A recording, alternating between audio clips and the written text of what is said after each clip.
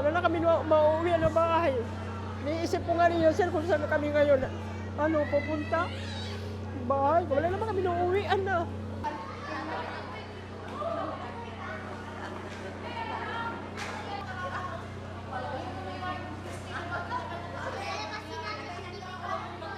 Tumakbo kami kaagad. Wala kami nadala kahit isa-isa. Kahit mala cellphone, hindi ko nadala. Wala kami gamit na nakuha lahat. Naiwan. Wala kami mga gamit.